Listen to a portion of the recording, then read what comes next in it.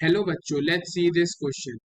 Potash is any potassium mineral that is used for its potassium content. Most of the potassium produced in the United States goes into fertilizer. The major sources of potash are potassium chloride KCl and potassium sulfate K2SO4. Potash production is often reported as the potassium oxide K2O equivalent or the amount of K2O that could be made from a given mineral. KCl cost is rupees 50 per kg.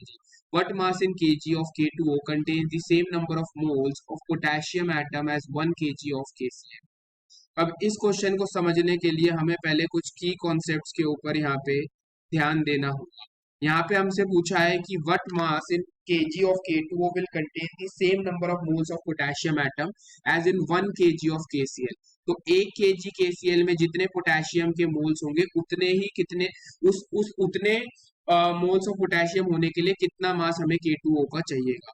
तो उसके लिए सबसे पहले हम क्या निकाल के लाते हैं, 1 kg के अंदर हम पोटेशियम क्लोराइड के मोल्स निकाल के लाते हैं। तो it will be given weight that is 1000 gram divided by KCL का मॉलिक्यूलर वेट होता है 74.5।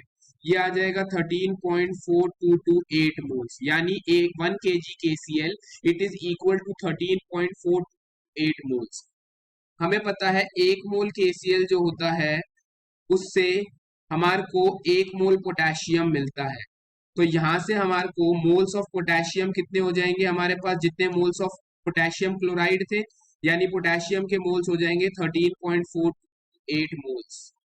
ठीक है जी। अब हम नेक्स्ट स्टेप की तरफ अगर चलते हैं तो हमारे को पता है कि 1 mole of K2O that is potassium oxide it gives 2 moles of potassium. तो अगर हमें यहाँ से नंबर ऑफ मोल्स निकालने हैं of K2O, so it will be equal to the number of moles of potassium divided by 2। Potassium के moles है 13.4228 divided by 2 करेंगे तो हमारा आंसर आ जाएगा 6.7114 मोल्स। इतने मोल्स हमारे को देखने को मिलेंगे हमारे पोटेशियम ऑक्साइड के।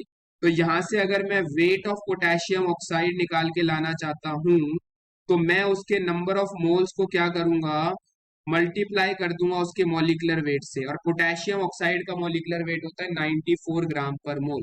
तो ये वेट हमारा निकल के आएगा 630.834 ग्राम। और अगर मैं इसको केजी में कन्वर्ट करूंगा तो ये आ जाएगा 0.631 केजी के इक्वल, यानी 0.631 kg of potassium oxide will have the same number of moles of potassium atom as 1 kg of KCl।